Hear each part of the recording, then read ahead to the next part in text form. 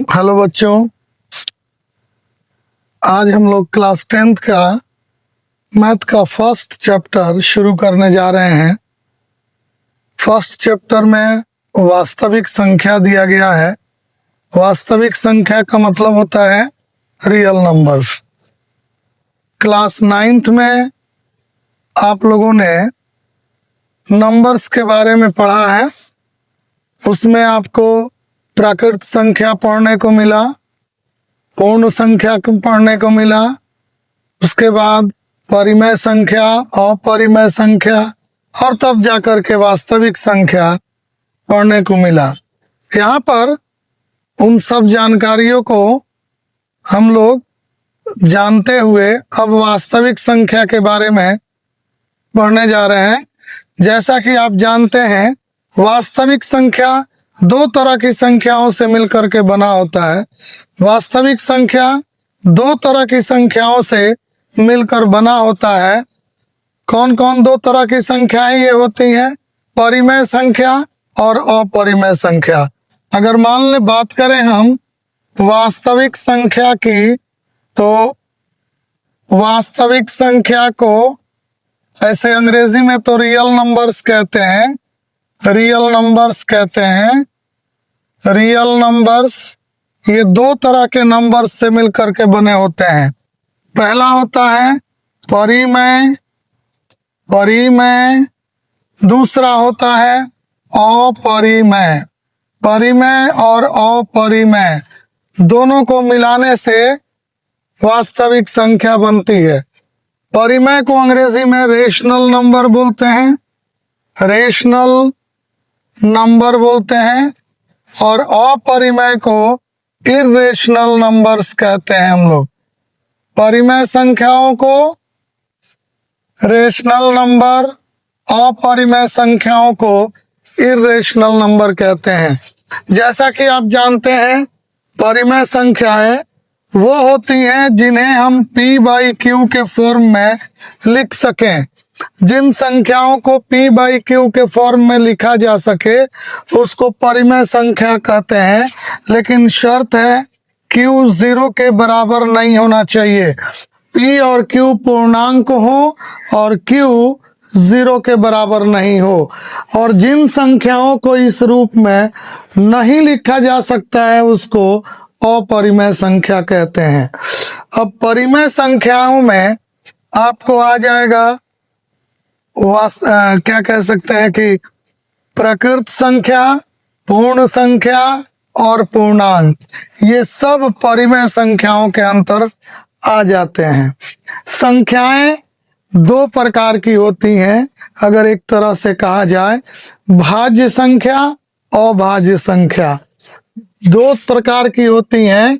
एक को कहते हैं भाज्य, जिसको कंपोजिट नंबर बोलते हैं, भाज्य संख्या, और दूसरा होता है अभाज्य संख्या, अभाज्य संख्या, इसे हम लोग प्राइम नंबर कहते हैं। अब बात करेंगे कि अभाज्य संख्या किसको कहते हैं, प्राइम नंबर किसको कहते हैं। तो अभाज्य संख्या या प्राइम नंबर वैसी संख्याओं को कहते हैं जिनका केवल दो फैक्टर हो, केवल दो गुणनखंड हो।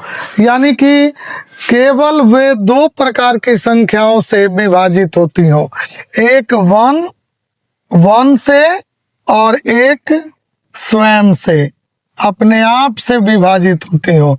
तो दो ही संख्या से कटती हो, एक से और स्वयं से। तो अपने आप से और एक से कटने वाली संख्या को अभाज्य संख्या कहते हैं। और ऐसी संख्याएं जो दो से अधिक संख्याओं से विभाज्य होती हैं, दो से अधिक उनके फैक्टर्स होते हैं, उसको हम लोग कहते हैं भाज्य संख्या। दो से अधिक फैक्टर होते हैं, उन्हें हम कहते हैं भाज्य संख्या। ठीक है, तो भाज्य और अभाज्य दो प्रकार की संख्याएं होती हैं। हमारे इस पहले एक्सरसाइज में वास्तविक संख्या जिसका नाम है, पहले एक्सरसाइज में हम लोग वास्तविक संख्याओं के बारे में इतना कुछ जान के अभी एक और इसका थ्योरम था जो अब सिलेबस से हट चुका है।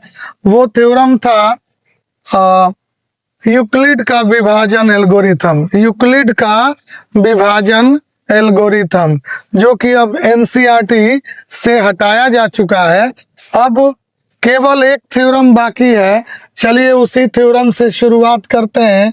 उस थ्योरम का नाम है अंकगणित का मौलिक प्रमेय या अंकगणित का आधारभूत प्रमेय।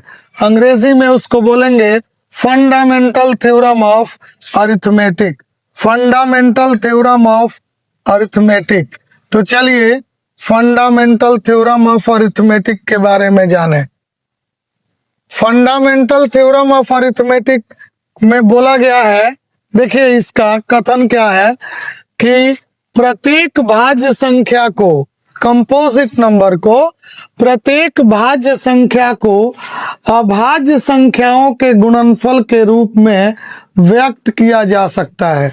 जो भी कोई भाज्य संख्या होगी, जो भी कोई कंपोजिट नंबर होगा, उसको अभाज्य संख्याओं के गुणनफल के रूप में लिखा जा सकता है।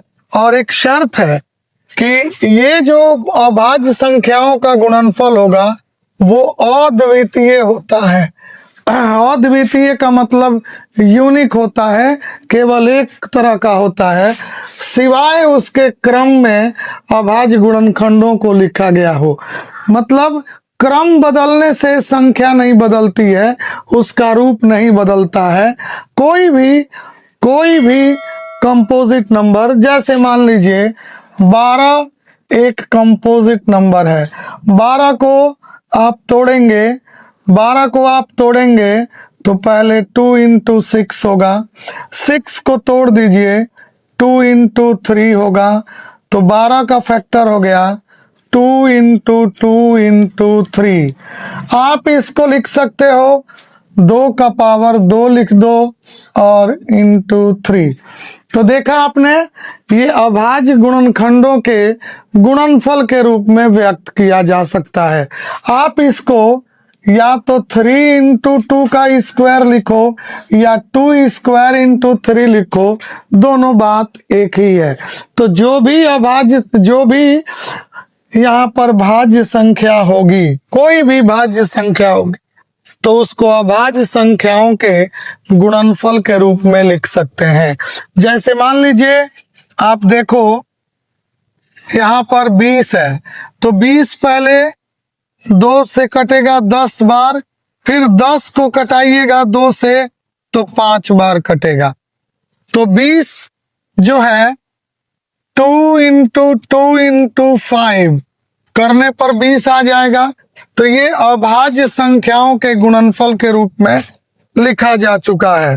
अभाज्य संख्याओं के गुणनफल के रूप में लिखा जा चुका है। देखिए ये दोनों तीनों अभाज्य संख्याएं हैं। तो यही फंडामेंटल थ्योरम ऑफ अरिथमेटिक यानी अंक गणित का मौलिक प्रमेय जो है बताता है कि कोई भी भाज्य संख्या अगर हो, कोई भी भाज्य संख्या हो, तो उसको अभाज्य संख्याओं के गुणनफल के रूप में व्यक्त किया जा सकता है।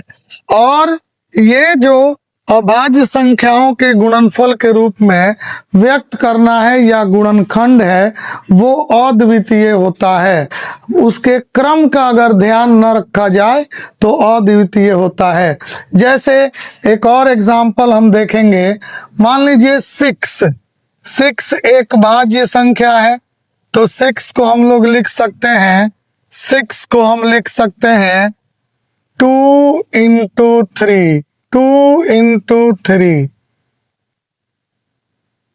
आप चाहते हैं इसको 3 इंटू 2 लिख सकते हैं।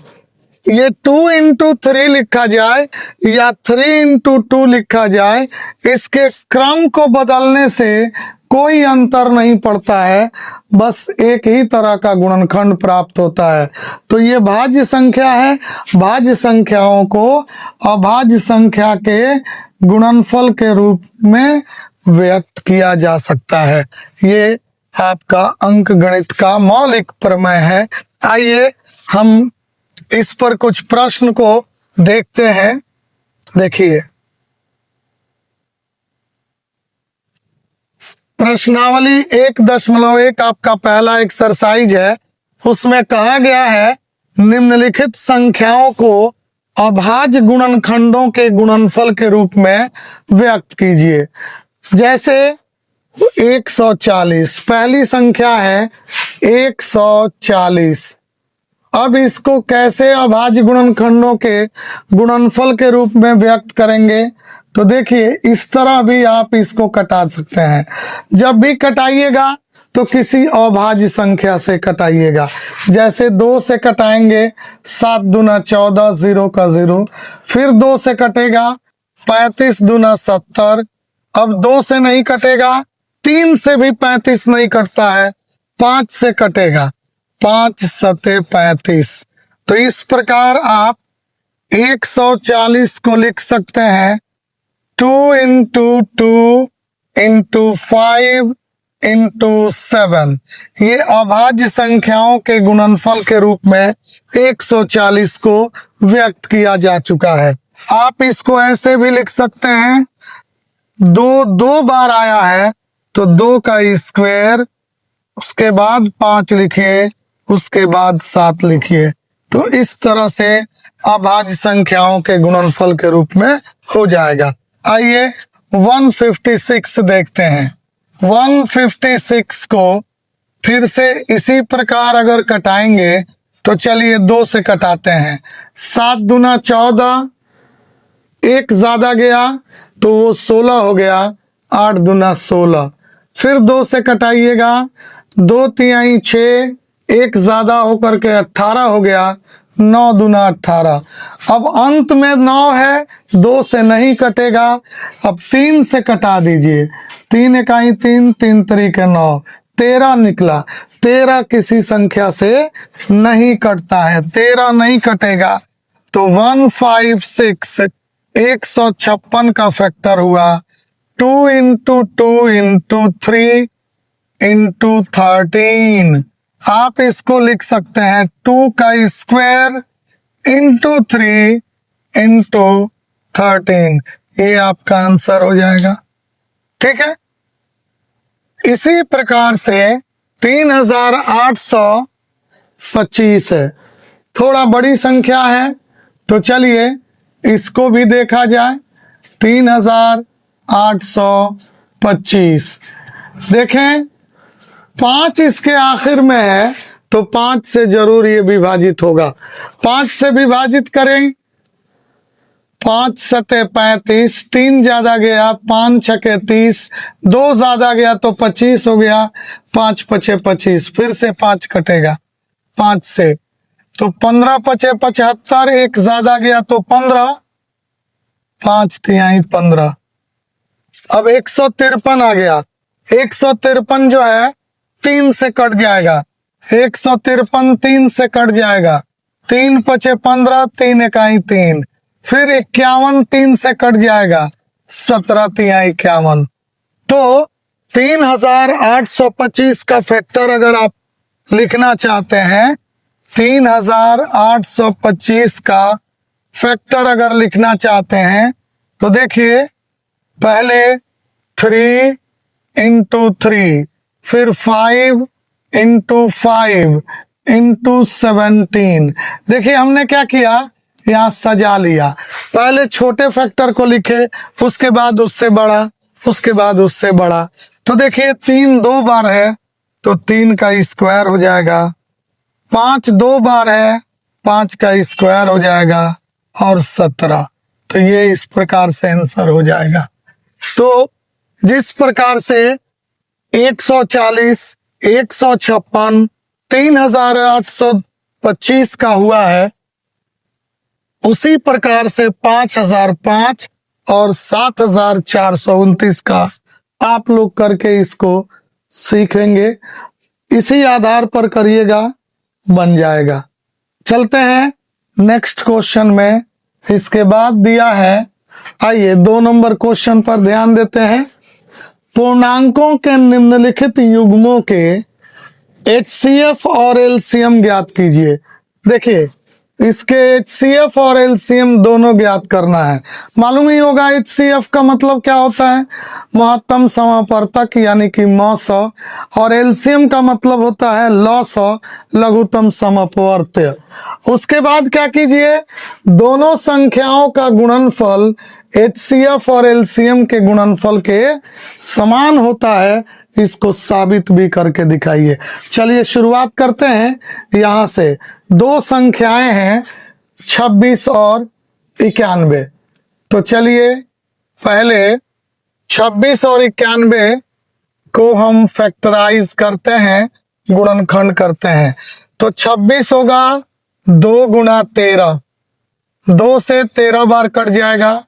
और 91 को फैक्टराइज कीजिएगा तो 7 गुना 13, 13 सत 91 होता है। अब चलिए HCF इसका निकालते हैं। HCF किसका, 26 का और 91 का। HCF 26 और 91 का होगा। HCF किसको कहते हैं, highest common factor. Common factor क्या है, दोनों में फैक्टर में कॉमन है 13, तो ये हो गया HCF। और LCM क्या होगा, इसी का LCM निकालिए, 26 और 91 का LCM।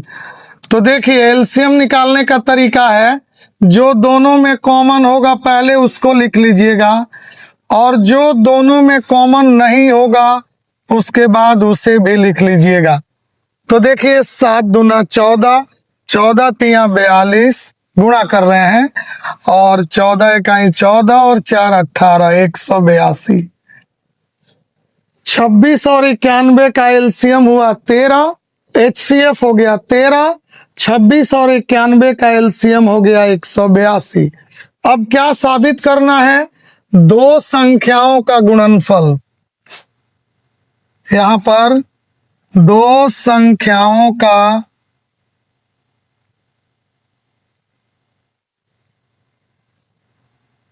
गुणनफल।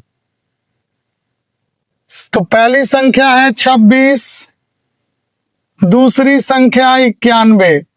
गुणा करेंगे दोनों को, 26 और 91 को, और उसके बाद क्या करेंगे, HCF 26 और 91 का उसको मल्टीप्लाई करेंगे LCM से, 26 और 91 के LCM से। तो HCF निकला है 13 और LCM निकला है 182।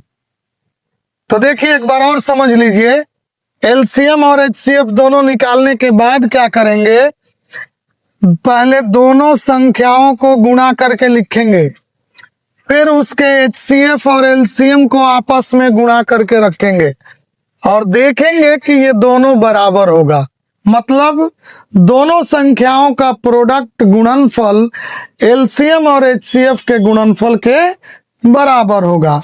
तो गुणा करते हैं, 13 दूना 26, 13 बटे 104 और 2 106, हासिल 10 हो गया, और 13 इकाई 13 और 10 23, 2366।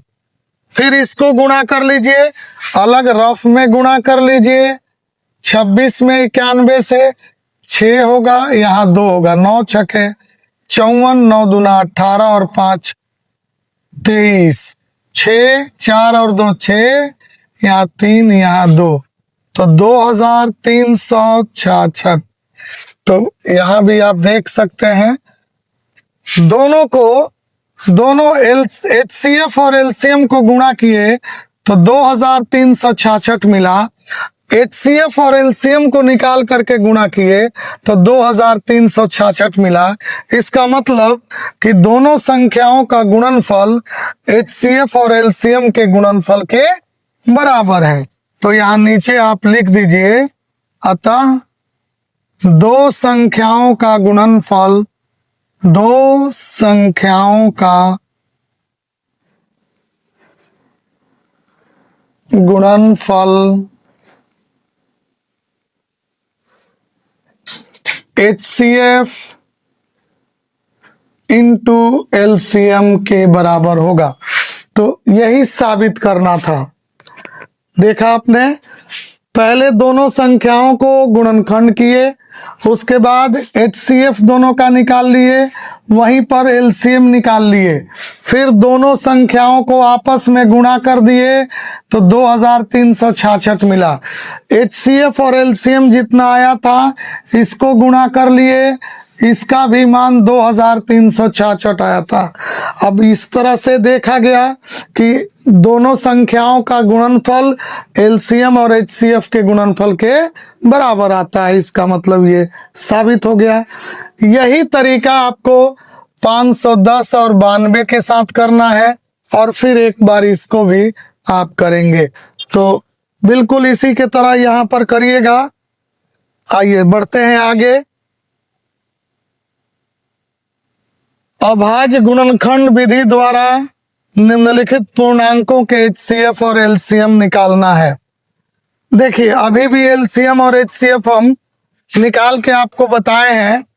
कैसे निकलेगा, इन तीनों संख्याओं को पहले लिखिए, 12, 15 और 21। चलिए, तीनों को लिख दिया गया।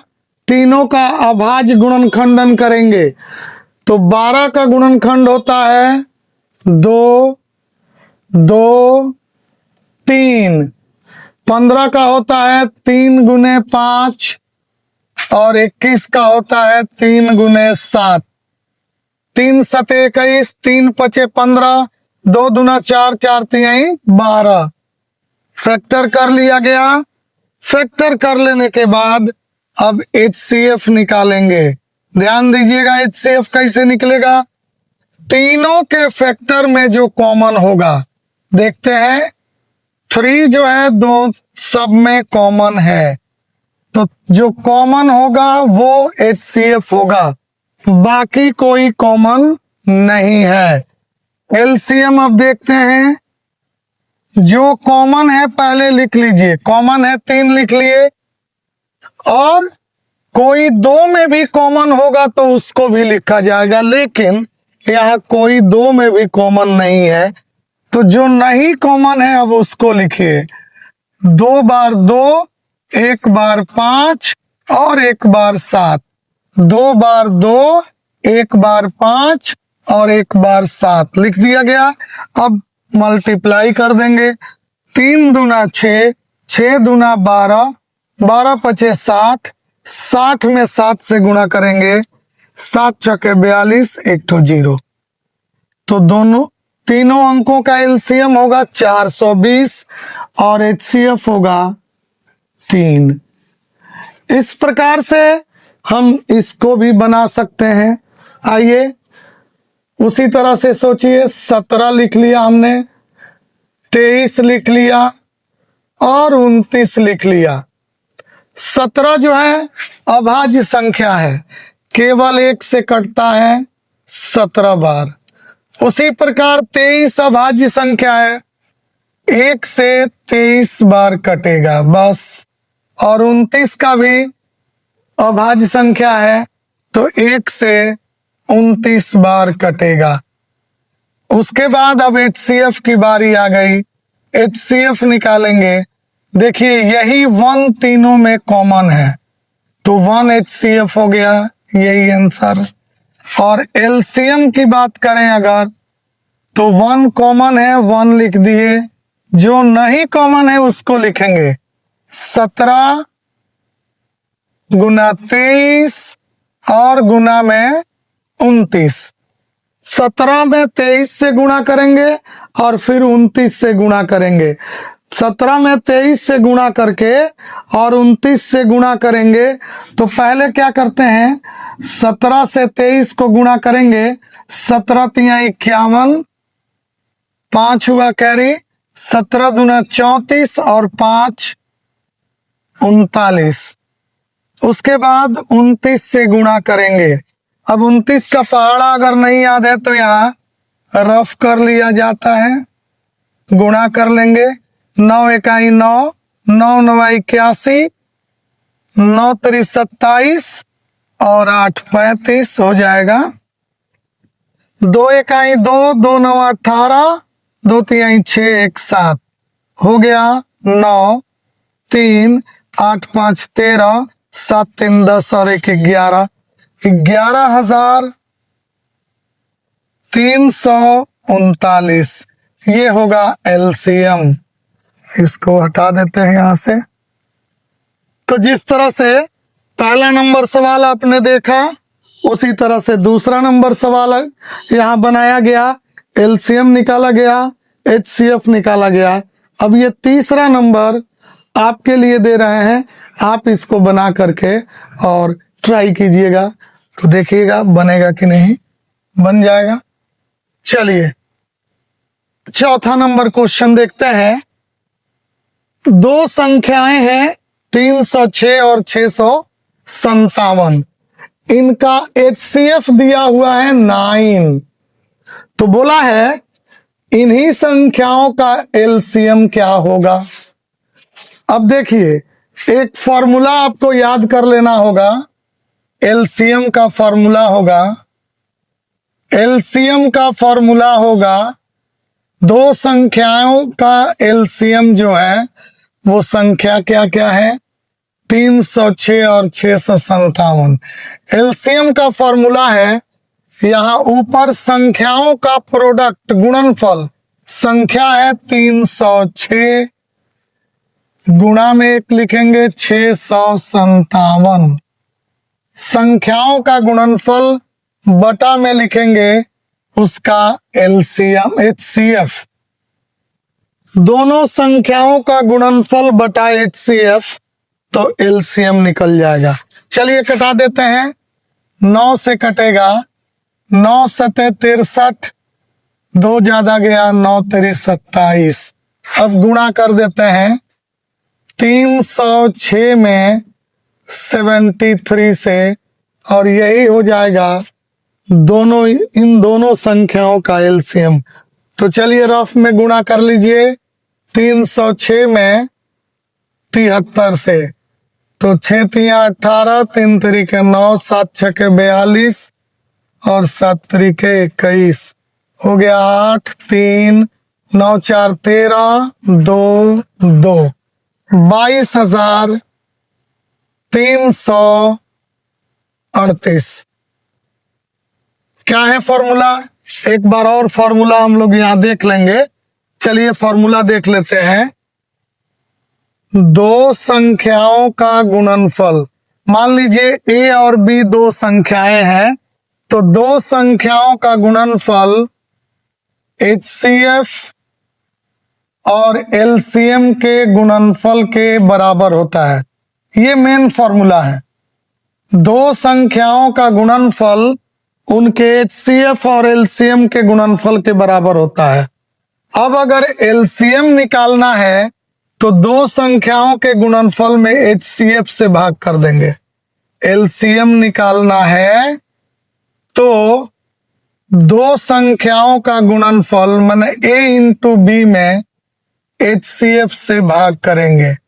तो यही किया गया है। पहली संख्या को ए, दूसरी संख्या को बी मानिए,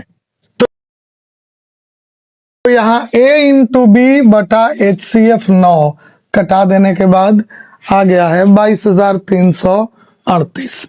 तो ये फॉर्मूला आपको याद रखना होगा। ए बी एचसीएफ और एलसीएम, इस चार में से कोई तीन दिया रहेगा तो चौथा आप निकाल सकते हैं उसी तरह से। अब आते हैं, ये पांचवा प्रश्न है। पांचवा प्रश्न है कि एक संख्या है 6 to the power n, n के किस मान के लिए यह 0 पर समाप्त होगा। तो पहले एक बात समझिए, 6 का फैक्टर होता है 2 इंटू 3। 6 को तोड़ेंगे तो 2 गुणे 3 होगा, पावर में n है। अब ये अलग अलग पावर करेंगे तो देखिए 2 को कभी भी कितना बार 3 से गुणा करेंगे तो ये 0 नहीं होगा। जीरो पर खत्म नहीं होगा। 2 को केवल 5 से गुणा अगर करेंगे, 2 को 5 से गुणा करेंगे तब जाकर के 10 होगा और जीरो पर खत्म होगा, मतलब इकाई का अंक 0 होगा। तो 6 के गुणनखंड में 2 और 5 न होकर 2 और 3 है, इसलिए ये n का कोई भी मान अगर ले लेते हैं, n के किसी भी मान के लिए ये 6 टू द पावर n शून्य पर समाप्त नहीं होगा। शून्य पर समाप्त होने के लिए यहाँ 2 और 3 का होना जरूरी है। 2 और 5 का होना बिल्कुल जरूरी है। चूंकि यहाँ 2 और 5 न होकर 2 और 3 है, इसलिए इसमें हम लिखेंगे n के किसी भी मान के लिए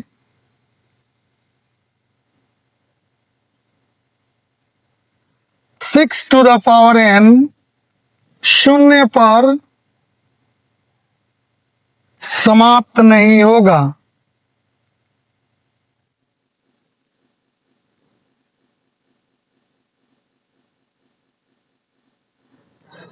लॉजिक समझिए, शून्य पर समाप्त होने का मतलब कि 2 और 5 को गुणा करेंगे तो 10 हो जाएगा, 10 हो जाएगा तो इकाई का अंक 0 हो जाएगा। 2 को 3 से गुणा करेंगे, चाहे जितनी बार 2 जितनी बार 3 आ जाए, 10 होगा ही नहीं, 100 होगा ही नहीं, तो इसलिए ये 0 पर समाप्त नहीं होगा। तो ये क्वेश्चन नंबर आपका 5 नंबर था। आइए क्वेश्चन नंबर 6 पर देखते हैं। यहाँ 2 संख्याएं दी गई हैं, ध्यान दीजिए, एक ये है और दूसरी संख्या ये है। आपको जांच करके पता करना है कि यह भाज्य संख्या क्यों है। चलिए पहली संख्या लेते हैं, दिया हुआ है 7 × 11 × 13 और +13। देखिए 7 × 11 × 13 और +13, तो ये 2 संख्याओं का जोड़ है। इसमें भी 13, इसमें भी 13, 13 पहले कॉमन ले लीजिए, 13 कॉमन ले लीजिएगा तो यहां बचेगा 7 × 11 प्लस यहां पर 1 बच गया, ये 13 कॉमन चला गया। अब यहाँ 13 बच गया, अब गुणा कर दीजिए, 11 × 7 = 77 और 1 78। अभी 78 को आप तोड़ सकते हैं, 13 × 6 = 78, 2 × 3 × 13, 13 × 6 = 78 होता है, 6 को तोड़ दिया गया, 2 × 3 और ये 13, तो आ गया आपका 2 × 3 × और 13 का स्क्वायर। तो इस संख्या को अभाज्य संख्याओं के गुणनफल के रूप में लिखा जा चुका है, देख सकते हैं। इस संख्या को या दी गई संख्या को अभाज्य संख्या के गुणनफल के रूप में लिखा जा चुका है, इसलिए यह एक भाज्य संख्या है। दी गई संख्या को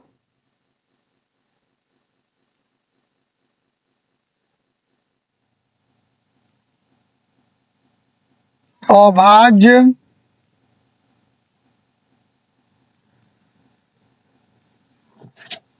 संख्याओं के गुणनफल के रूप में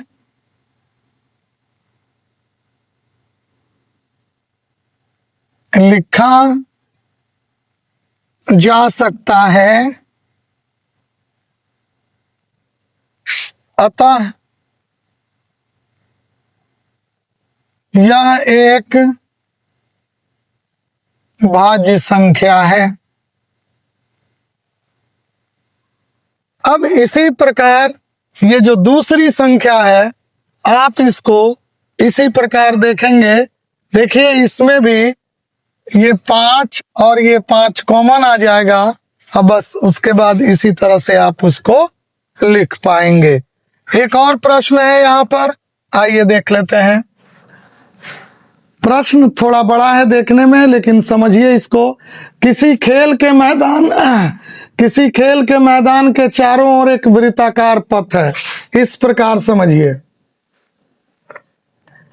एक वृत्ताकार पथ है, रास्ता है। इस प्रकार से इस मैदान का एक चक्कर लगाने में सोनिया 18 मिनट लगाती है। 18 मिनट का समय लगाती है सोनिया। 18 मिनट में यह एक चक्कर लगा देती है पूरा। जबकि इसी मैदान का एक चक्कर लगाने में रवि को 12 मिनट लगता है। रवि को 12 मिनट लगता है। ये सोनिया है, सोनिया, और ये रवि। रवि 12 मिनट में इस मैदान का एक चक्कर लगा देता है। तो बोला गया है अगर दोनों एक साथ चलना प्रारंभ किए हो, मान लीजिए यहां पर दोनों हैं और दोनों एक साथ चलना प्रारंभ किए हैं, तो एक ही दिशा में चलने पर कितने समय बाद वो पुनः प्रारंभिक स्थान पर पहुंच जाएंगे। सवाल ये है, फिर कितनी देर के बाद वे प्रारंभिक स्थान पर मिलेंगे। तो देखिए, अगर ये सोनिया है और ये रवि है, तो सोनिया यहां से चल करके यहां पहुंची, 18 मिनट लग गया। रवि जो है यहां से यहां तक चल करके पहुंच गया है 12 मिनट में, और सोनिया से 6 मिनट पहले ही पहुंच चुका है। अब फिर जब तक सोनिया यहां पहुंचती, रवि और दूर चल करके लगभग यहां पहुंच गया है, और 12 मिनट और 12 मिनट 24 मिनट में यहां पहुंचेगा। तब जाकर देखेगा कि सोनिया एक चक्कर लगा के थोड़ा कुछ और दूर गई है। अब इसी प्रकार अब देखिए, ये रवि की बात कर रहे हैं हम, और ये सोनिया की बात हो रही है। एक चक्कर लगाने में इसको 12 गुणे 1 टाइम लगा, एक, और इसको 18 मिनट का टाइम लगा एक चक्कर लगाने में। इसको 2 चक्कर लगाने में 12 गुना 24, इसको 2 चक्कर लगाने में 18 गुना 2 36, इसको 3 चक्कर लगाने में 12 गुना 3 बराबर 36। तो देखिए 36 मिनट में रवि ने 3 चक्कर कंप्लीट कर दिया और यहां पर पहुंचा। तब तक सोनिया 2 चक्कर कंप्लीट करके यहां पहुंची 36 मिनट के बाद। आप देख सकते हैं दोनों का मल्टीपल, जिसको अपवर्त कहते हैं।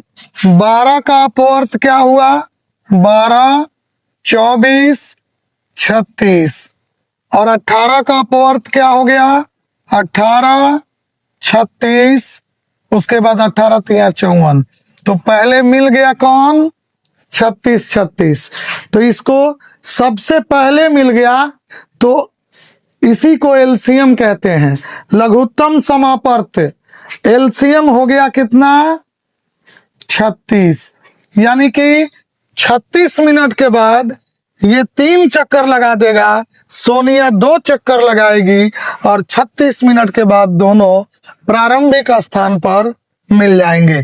कितने देर के बाद मिलेंगे अगर निकालना है, तो इसी तरह से,